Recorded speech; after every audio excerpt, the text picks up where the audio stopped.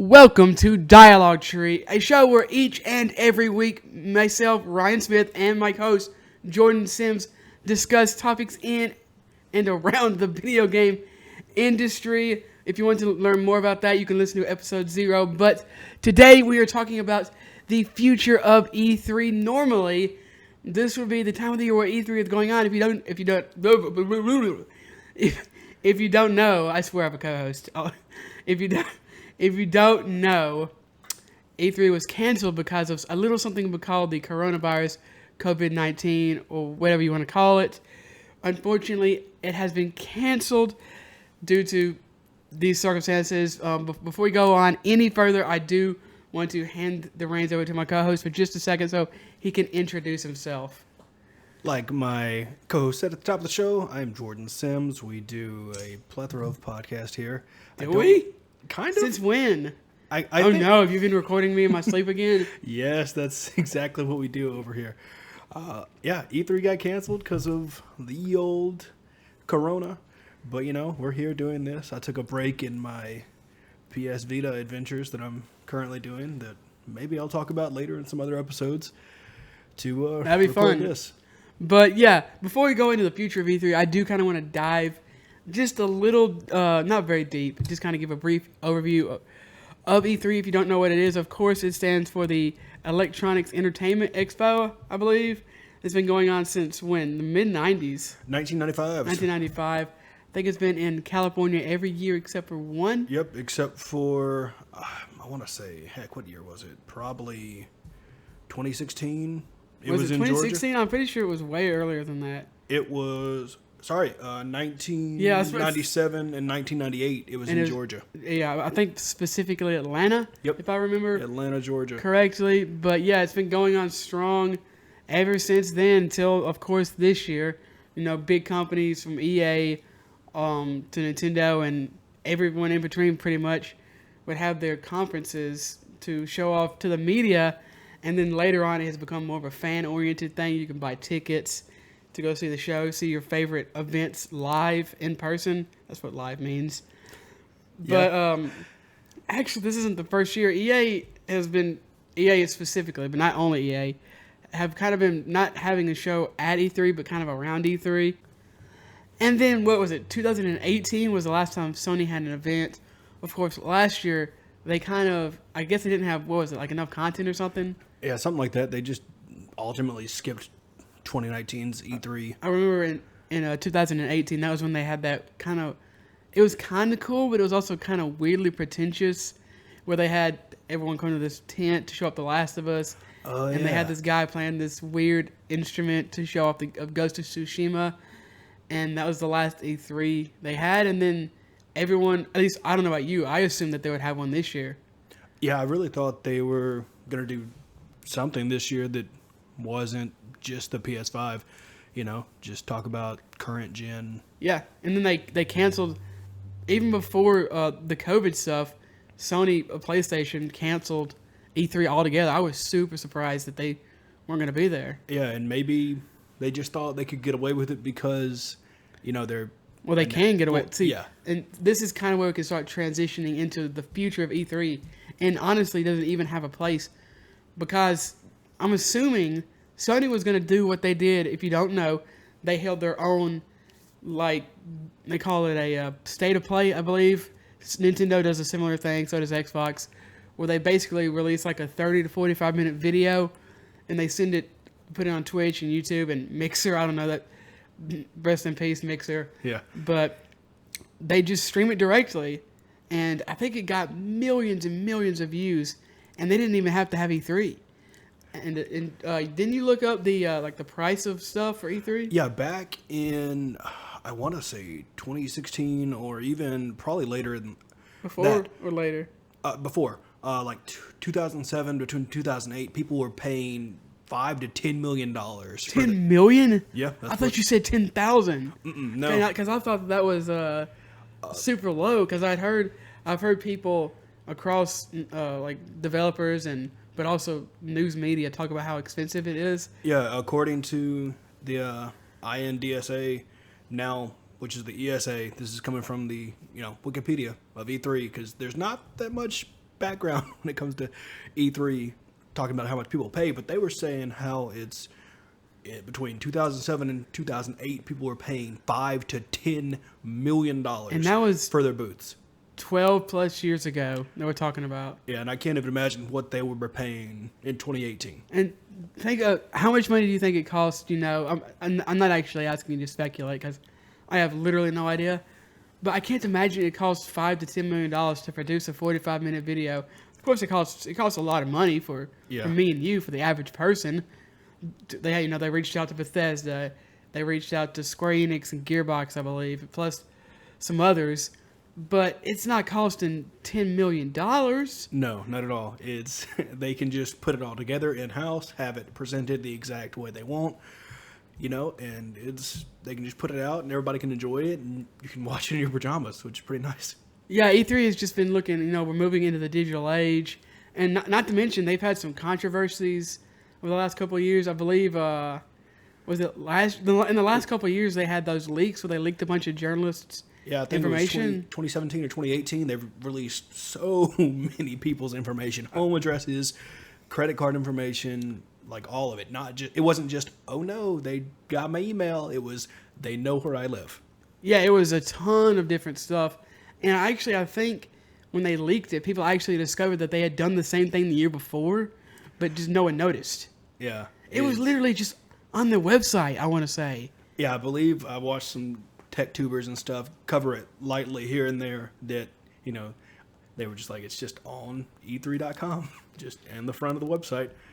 So, I mean, that's always a worry. You're trying to do your job to, be a journalist, and someone doxes you.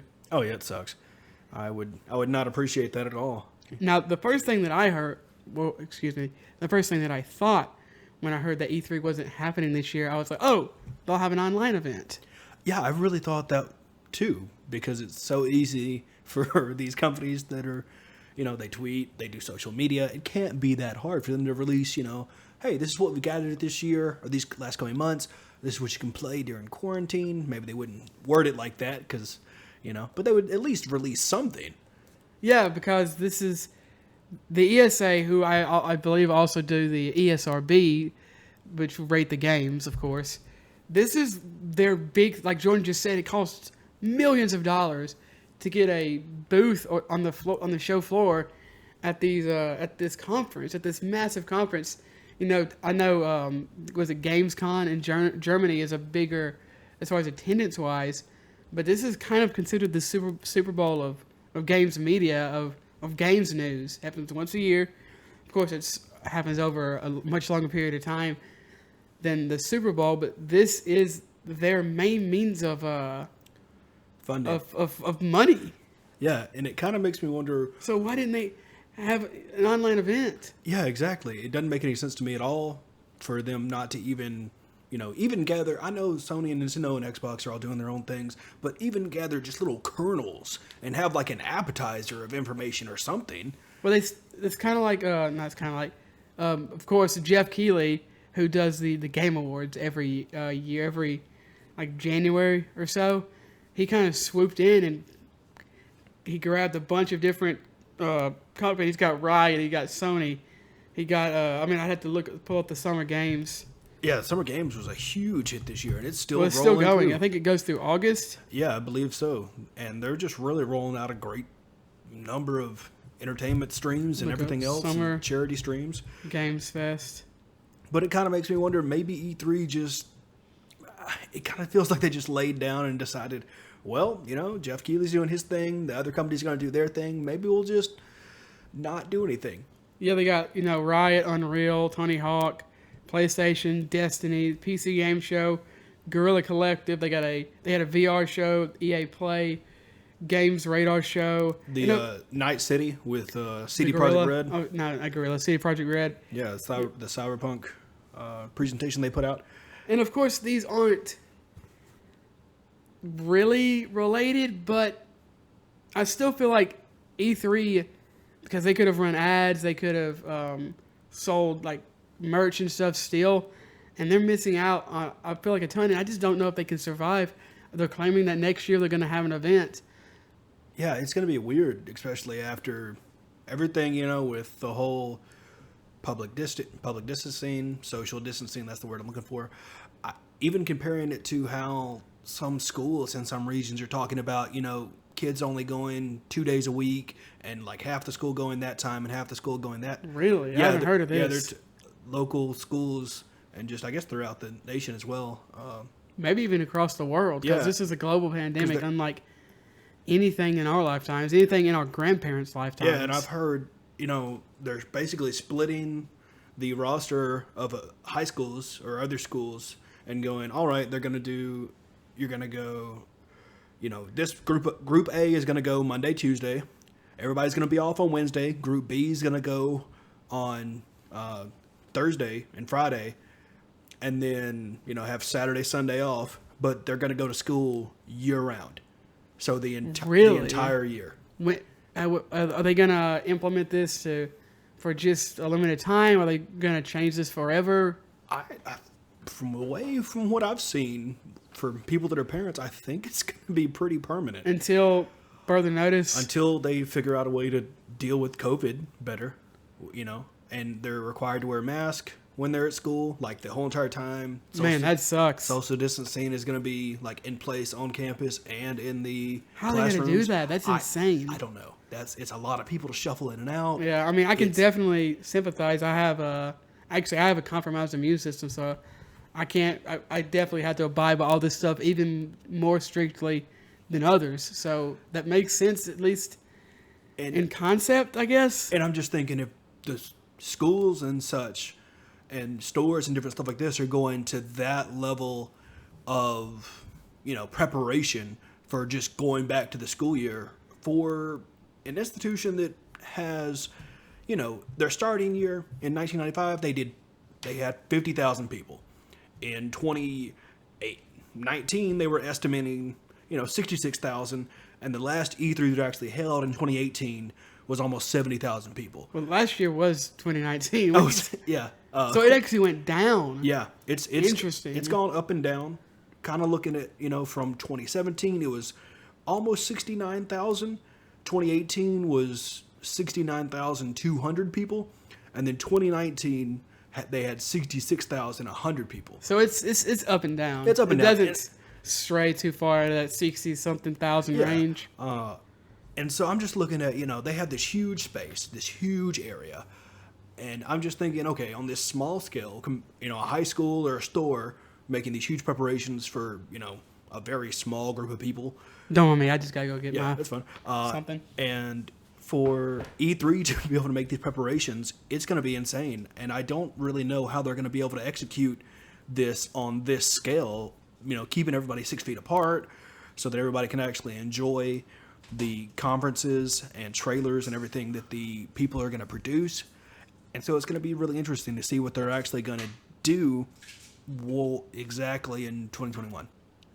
That's another thing that I'm kind of worried about, because if you remember, they released like a preliminary floor plan type deal for E3, and there was a bunch of weird stuff talking about, quote unquote, so you can play games with celebrities and you can meet like Shaq and all this weird stuff that sounds kind of honestly like a Hail Mary, to go back to football analogies. Yeah, just looking at how things are, and I really don't know what they're going to do. My mic, by the way. I really don't know what they're going to do in 2021 to get people to want to come, especially if, everybody has to stay 6 feet apart from each other, and there can only be, how are they going to be able to shuffle through this many people, make their money, and be able to have... Are people going to want to come back because of all this too? Exactly. Yeah. It's one of those things where you're thinking, okay, well, if I'm in Group A and I can only see, on the day one, maybe only these select companies are going to do day one. And then day two, they separate days and groups. And then if you're in Group A, maybe you get to see, Bethesda and Sony. But if you're in Group E, you don't get to see Bethesda and Sony. You get to see, Gearbox and CD Projekt Red or somebody. Yeah, but you also could, it's like if you know anything about Wimbledon or other tennis tournaments, you don't actually buy a ticket to see the person you want to see, really. you buy a ticket for the court, and the person you play, if the person that you want to see loses, they're not gonna get to that court. Maybe you can buy one after they've won, but a lot of times those tickets, especially for Roger Federer, is arguably the best tennis player of all time. So a lot of people want to see him all the time, especially at Wimbledon or the U.S. Open or something. So you might buy a ticket, which is going to, of course, cost thousands of dollars for center court, which is the biggest, nicest court at the entire complex. But if Roger loses, he's not going to be playing at center court. He's not going to be playing at all. So you might just see other people that you weren't interested in seeing. Hopefully that would not be, you wouldn't have to enter into some kind of lottery to, oh man, I hope I get Square Enix. That would obviously be bad. That's really interesting when it comes to a sports thing. It sounds a nightmare if E3 decided to do something like that. But one thing I wanted to go back, you mentioned the companies, as I knocked my mic yet again, second time, first episode, baby. So the thing that they really had to convince to come back are the companies.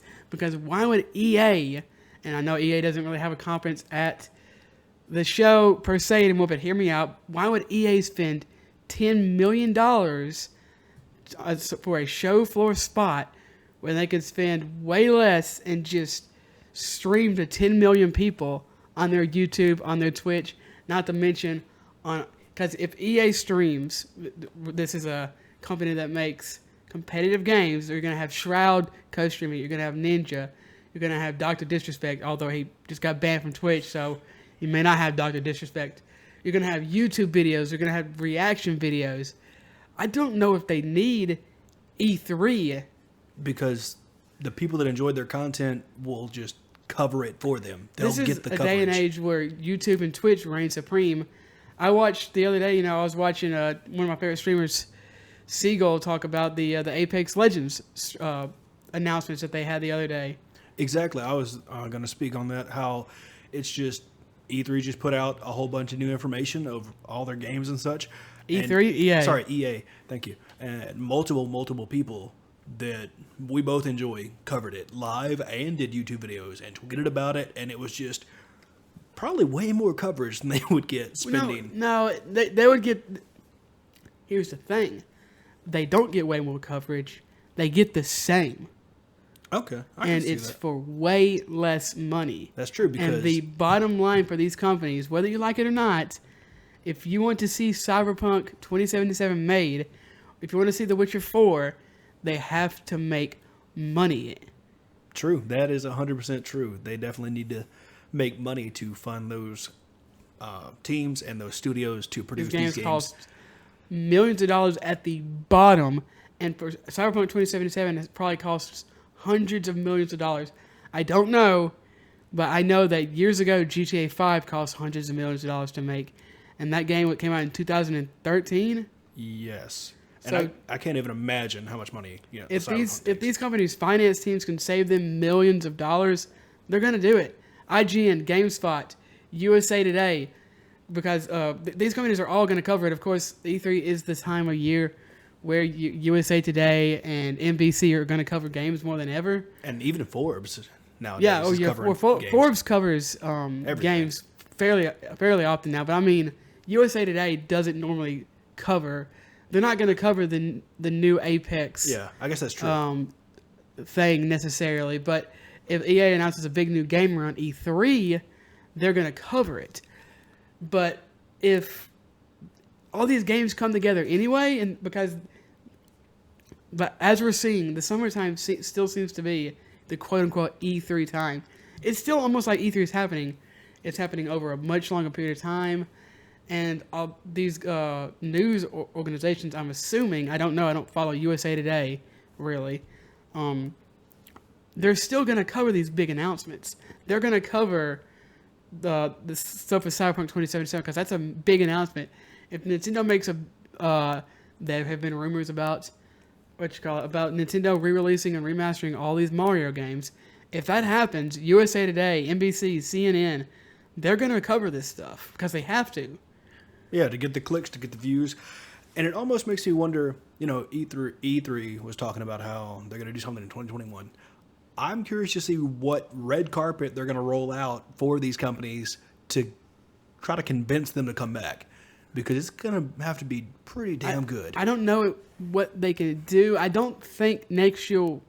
I don't think it will be the end, but I think I'm feeling like this is a situation similar to GameStop, except GameStop still provides a legitimate service. I don't know if E3 does. I'd agree with that. Yeah. Earlier in the show, I spoke on the PS Vita. GameStop did something really cool. Last month, they did a buy two get one free on PS Vita games. I mean, I didn't go do it, but it was cool that they were supporting the Vita like that. And they do offer things that are God really, knows Sony won't. Yeah, I know. But GameStop does offer really, really good deals every now and then, once in a blue moon. And I definitely 100% agree with. It feels like E3's walking to death's door. They're kind of like The Walking Dead, but are they gonna have to do that kind of stuff? Are they gonna have to start selling a bunch of merch? Are they gonna have to maybe they'll have events? I think they already have tournaments, but maybe they'll have to have more tournaments. Funnily enough, these are things that GameStop itself are also doing. Are they gonna have to search out some kind of venture capital group to buy them, like GameStop tried and failed to do? Yeah, like GameStop, they did the whole remake on some of their GameStops with lounges, and they did the couches and stuff. And I honestly just now remembered they did all that. And I don't know. And of course, when these consoles come out, that's going to be a big boon for GameStop. Whether or not it'll save them in the long run, I don't think so. But I don't know if that actually helps E3. I don't either. Because they didn't announce them at E3. They announced Sony had their own conference, and Xbox announced it at the Game Awards. Yeah, and so they're just slowly, all these companies are just rolling out stuff on their own. Nintendo was already doing their little direct things.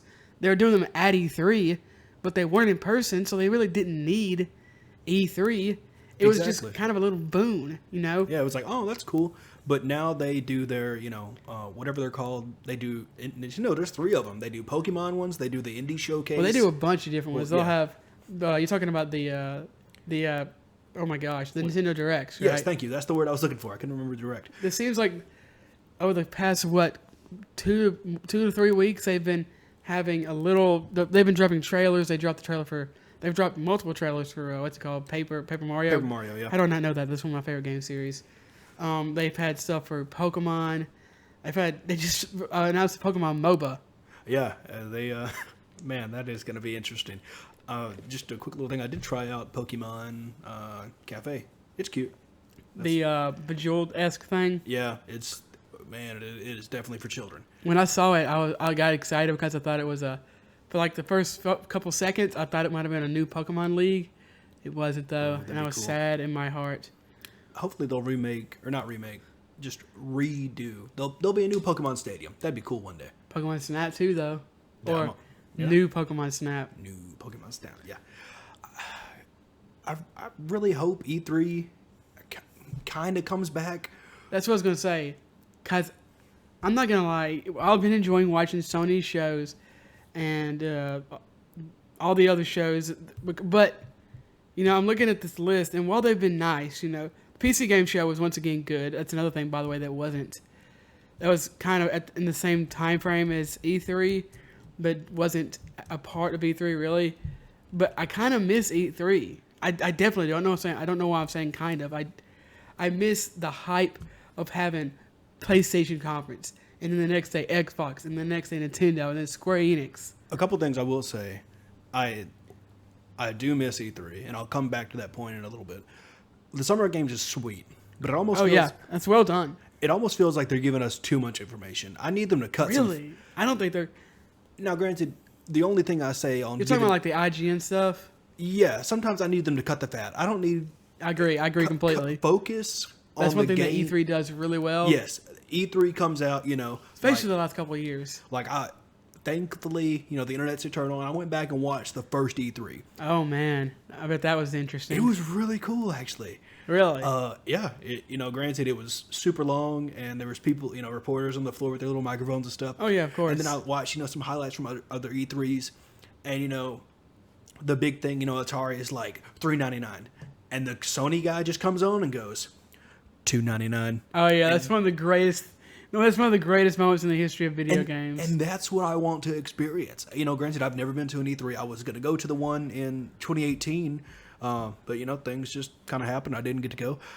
And I want to, you know, granted, Reggie Fils-Aimé is not going to be there, but, you know. You want to see Reggie Fils-Aimé saying they're going to kick ass and take names? Yeah, when Nintendo, big things, big random things, where Reggie Fils-Aimé walks on the stage and goes, "Hi, I'm Reggie Fils-Aimé.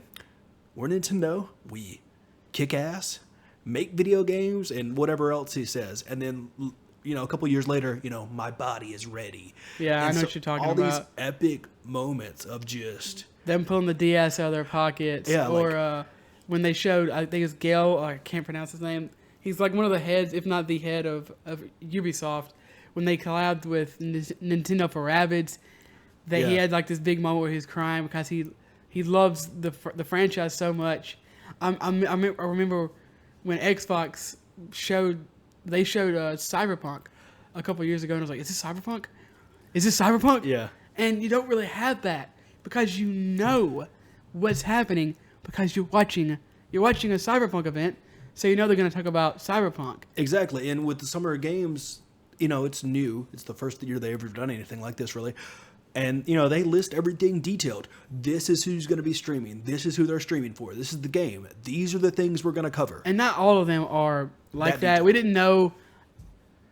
didn't know what was going to be at the PlayStation event. Yeah. We didn't know everything that was going to be at the PC event. But the big, like Destiny 2, we knew they were going to talk about Destiny.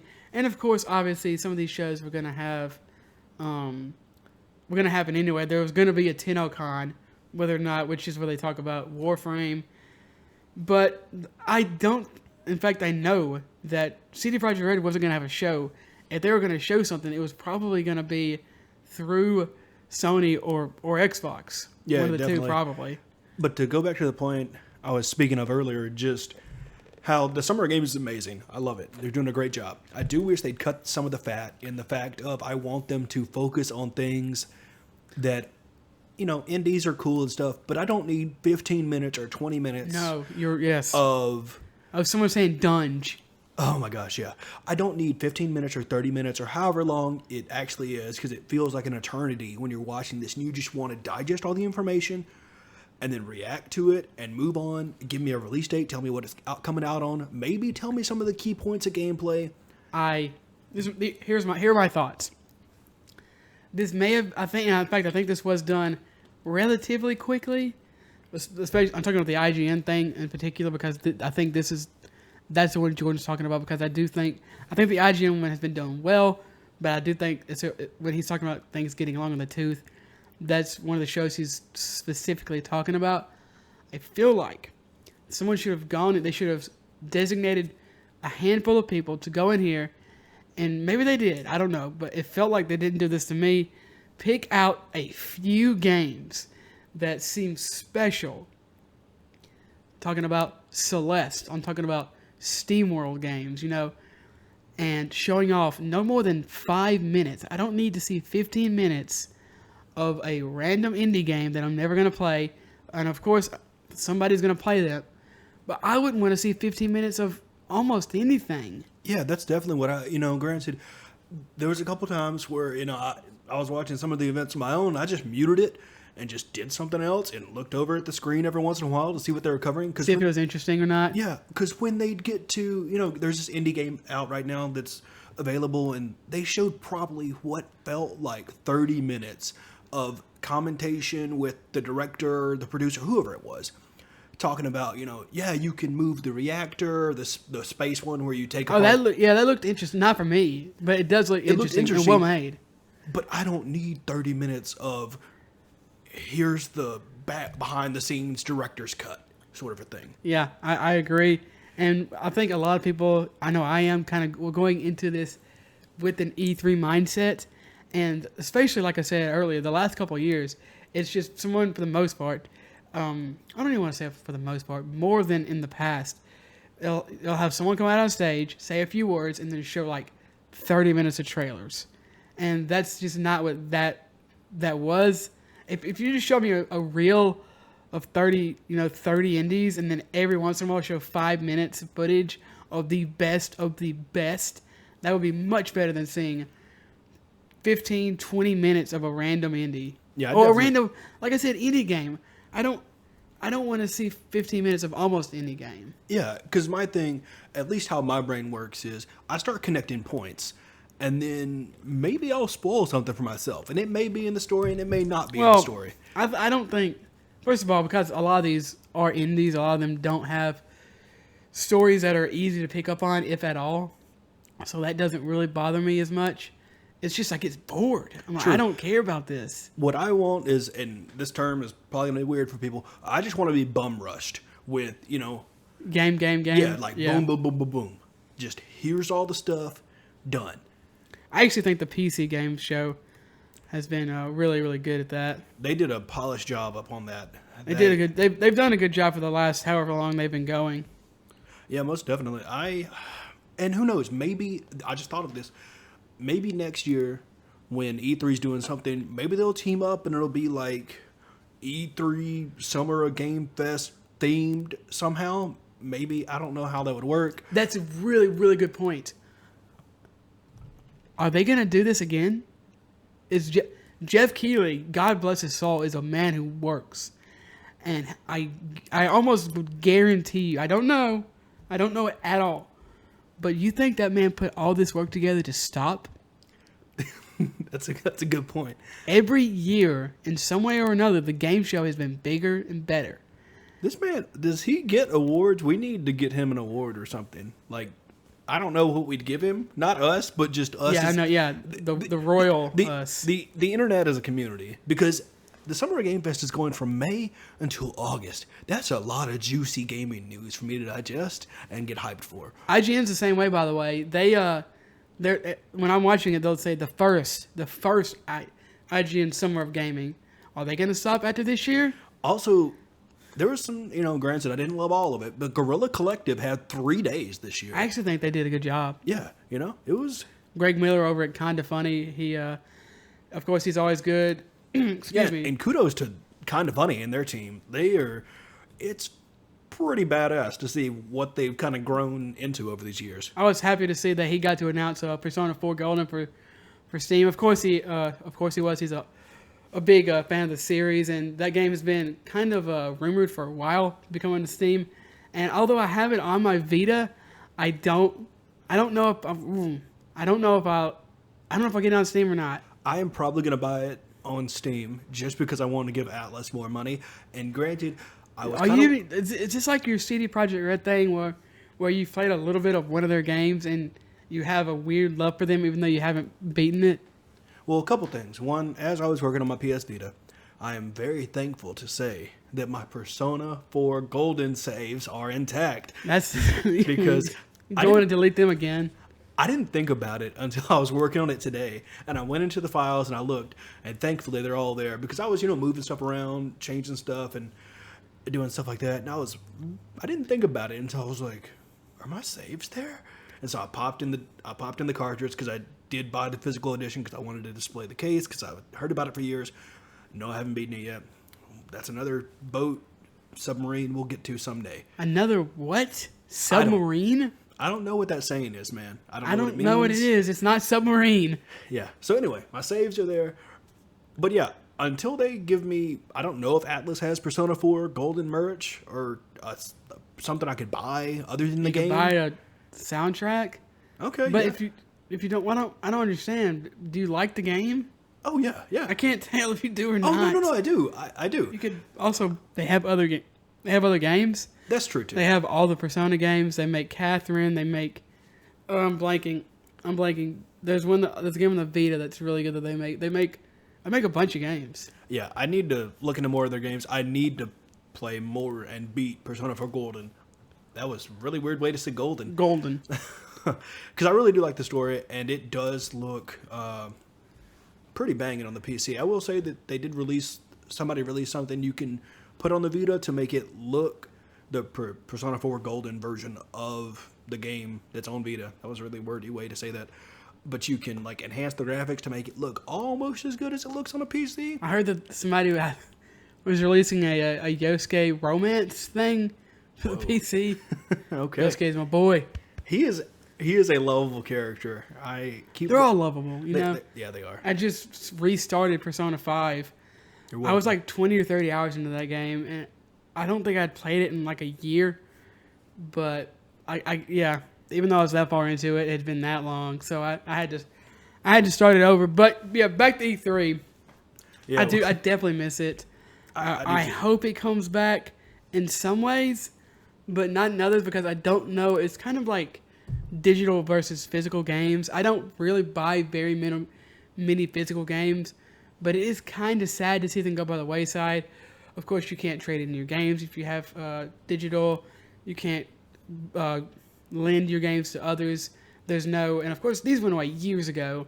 There's no manuals that you can get. I do miss the manuals. Granted, I flip through them every once in a while, but they are nice. I don't think there's been a good sized manual in a game in over a decade, probably. No, the last one I remember is probably, I don't know, a PS2 game, probably, maybe. Yeah, they definitely had them on PS2 games. Maybe some PS3 games. Yeah, I do wonder, if some of the games keeps on pumping through, and Sony and Nintendo, the big three, are still doing their own conferences and their own digital stuff. If they do their own, EA does their own, and the summer games, and who is going to be able to afford E3? Exactly, that's a really good point too, because it's going to be a bunch of indies. They can't afford that at all. I as well as Chucklefish is doing, and they're doing really, really well. They are. They're not going to want to pay millions of dollars to get a floor. And I don't think they want to. No, even if they had the money, I don't know if they'd want to. Especially when Chucklefish, and specifically, can just tweet out, "Hey, I'm working on something new. Here's a screenshot. Get hyped." Yeah, and all the news outlets cover it. We would cover it. Yeah, it would be on YouTube. It's all over the place. And it's a digital age. I don't know if you knew that. And it makes me really, really wonder who's going to be at 2021 E3. How much are they going to? Surely they're not going to try to lower the price of boots, because they might have to. Yeah, but I think also they're going to try to be playing catch up from this year. Yeah, I don't know. I don't know how much they could lower them, and if they could lower them to a price where they could both make money, and also because they had to rent out a bunch of stuff, they had to hire people themselves. I wonder if they could lower it enough where they could still make money and be what's the word I'm looking for? Be appealing to the developers and publishers. And the Los Angeles Convention Center ain't cheap.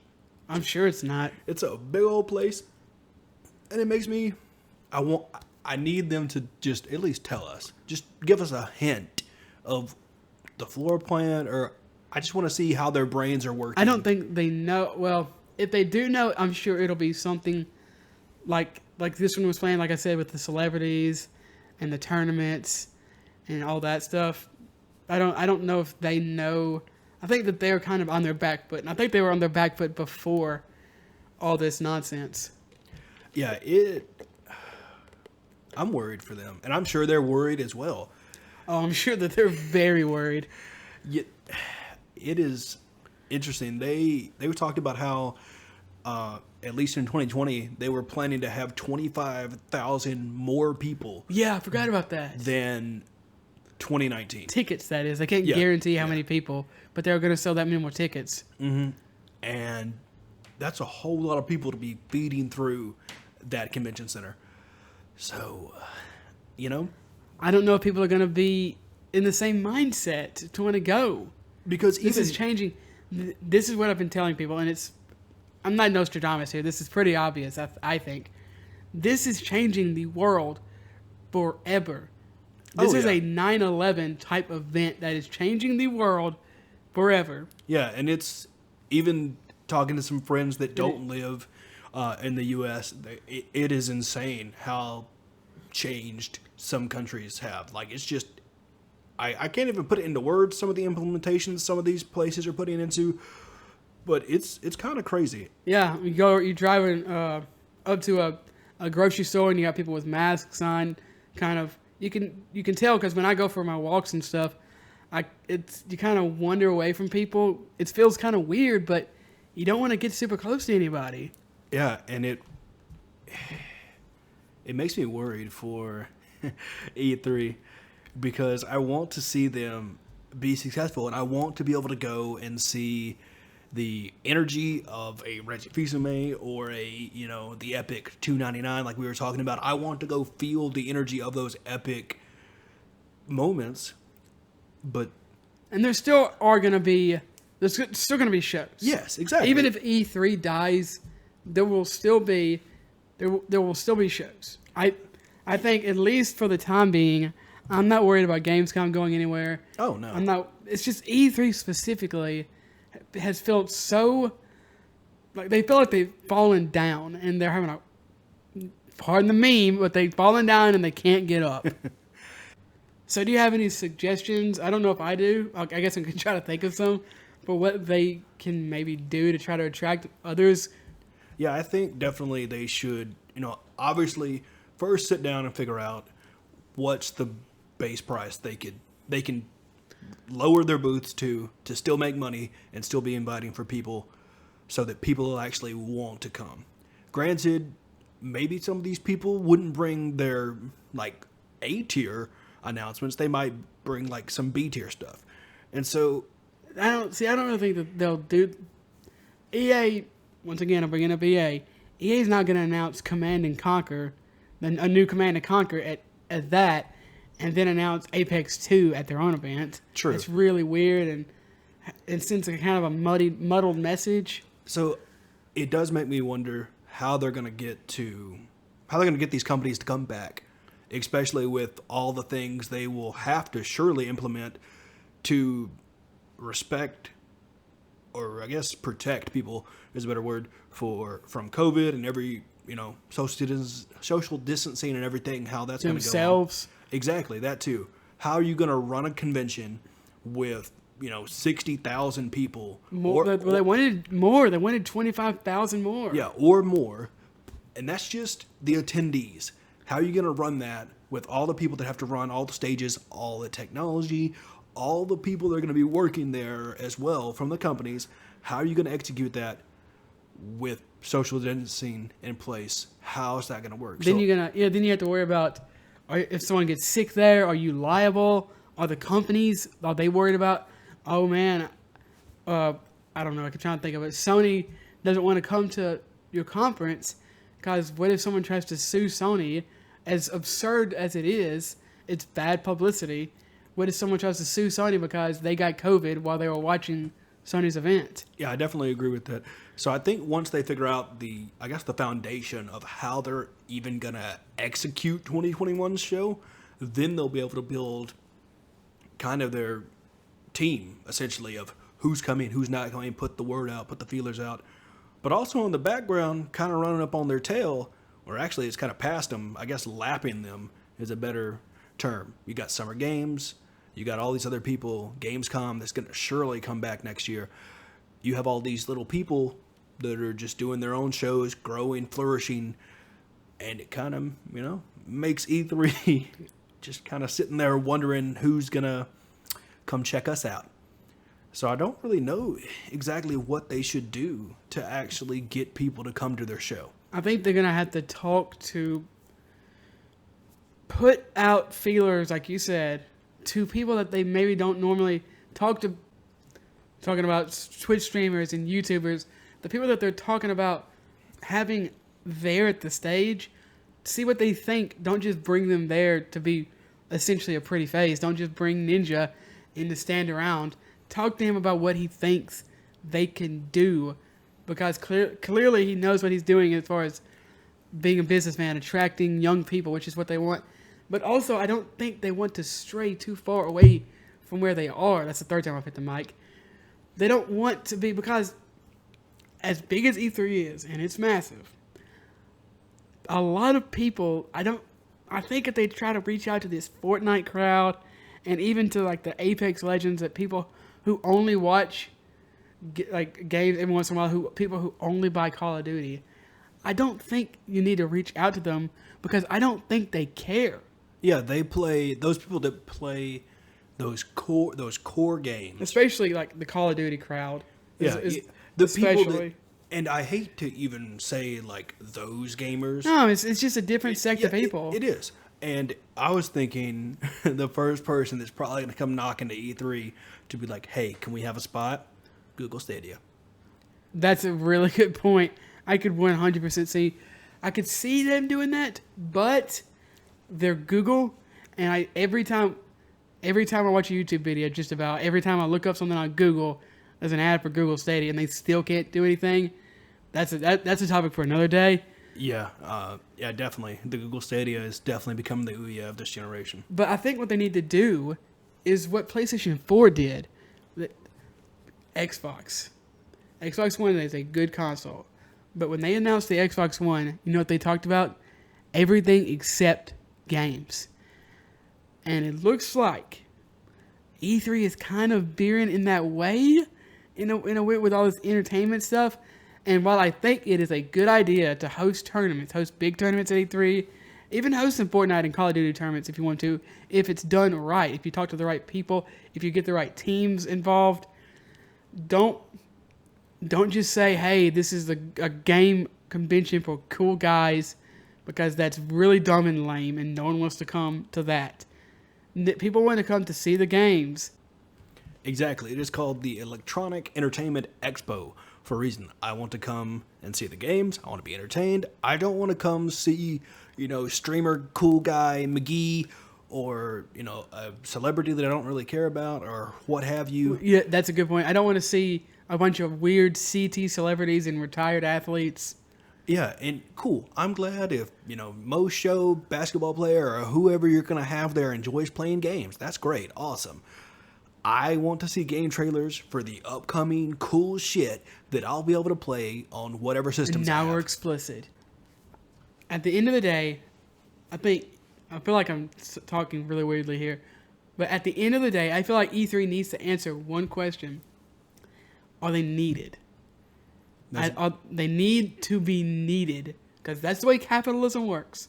Like it or lump it, that's how it works. If you are not needed, you're going to be pushed to the side, and something better, something smarter, something that people enjoy more in some way is going to replace your ass. Okay? Perfect example, Jeff Keighley Summer Games Fest. Yes, exactly.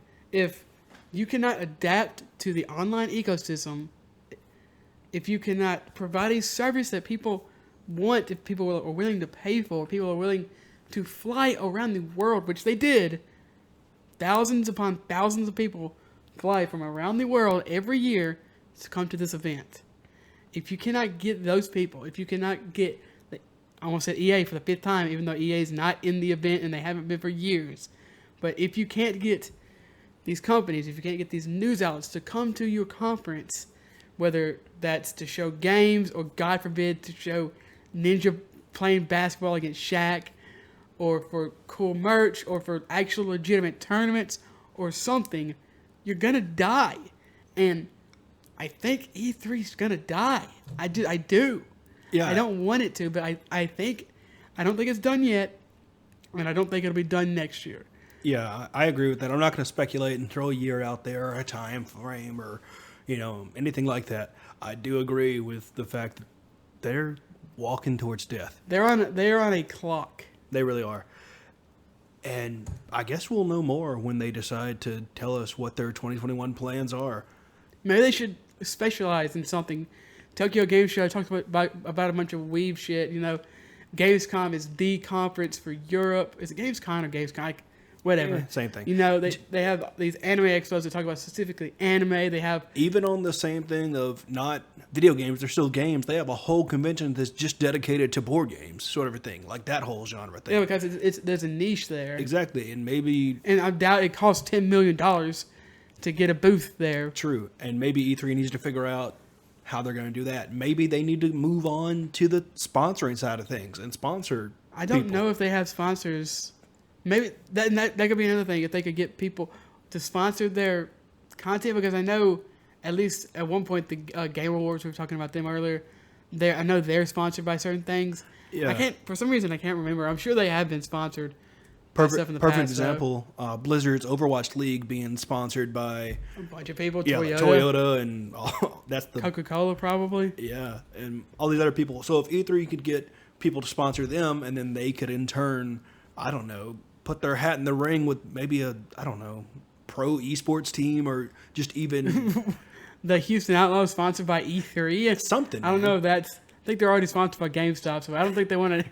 I don't think they want another corpse on their jersey. Yeah, maybe figure out a way that can bring them in revenue and they can still be relevant to gamers and to people that enjoy video games in the industry. Because I know there's tons of people that would still enjoy going to an event and supporting E3 in some aspect. I do think that, don't get me wrong, I do think that E3 is still relevant to hardcore gamers.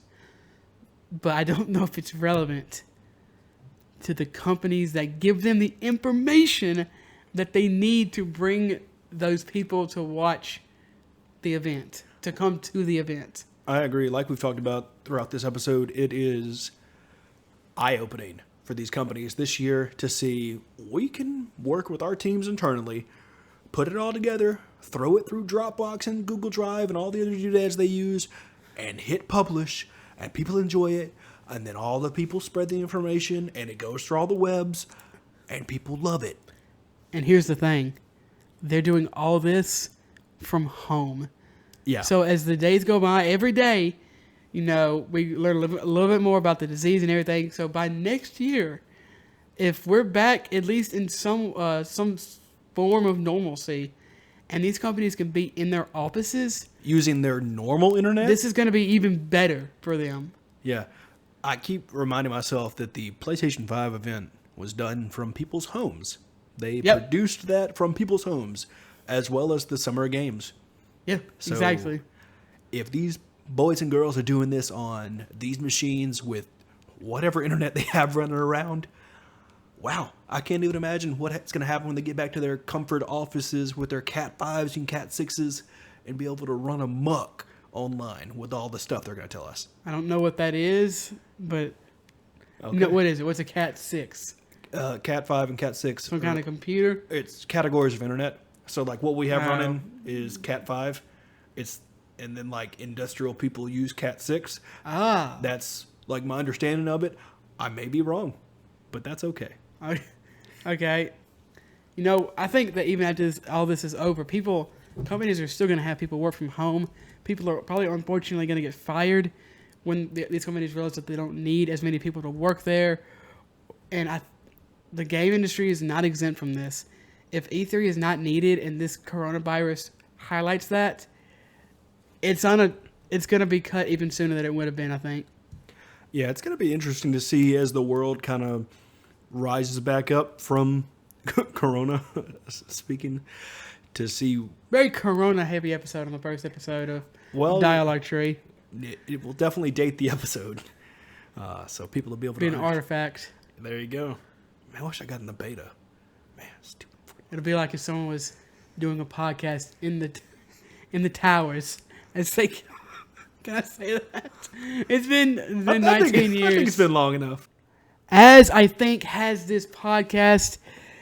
Honestly, I think we said all we can about this subject, and yeah. That's going to be it. So, if you didn't figure out by now, we also do a podcast called One Up Me, where we kind of cover video game news and such. Don't know why to We use the word. stumble through video game news like a child walking down a bowling alley. There you go. That's a much better explanation than the word kinda. So you can reach out to the show on Twitter at One Up Me Podcast. You can reach out to Ryan on Twitter at Ryan Divisions. You can reach out to me on Twitter at Aswaylock, as well as email the show, oneupmepodcast@gmail.com. Yeah, I blanked on all this. Instagram is One Up Me Gaming, and you have Twitter. You already said that? I have a Twitter, You yep. got And Twitter. You can listen to this podcast wherever you enjoy podcast. The links for which are going to be in the description. So yeah, you can send your thoughts on E3 if you have any suggestions on what they could do. Maybe if you think they can survive, send all that stuff to us at those locations. Of course, you can also give the podcast suggestions at these places. Tell us what you want to hear, how we can make the podcast better. You can do this on iTunes. Leave us 5 stars and say, "Hey, idiots, you should talk about Tomb Raider 2002, the movie, not the game. Was there a movie in 2002? I don't know." Apparently, you can review it in the iTunes podcast app, which is something that I wish I would have known when I used the Apple Podcast app, but still pretty cool. Of course, you can listen to it there as well. You don't just have to rate it. We also listen to it there. Also, Spotify, Pandora. If it has podcasts on it, this will be on it. Just use whatever you want. Like Jordan said, the links for those will be in the podcast description, the podcast notes, whatever you want to call them, below. Is that it? How do we end this? I think I just hit stop. Bye.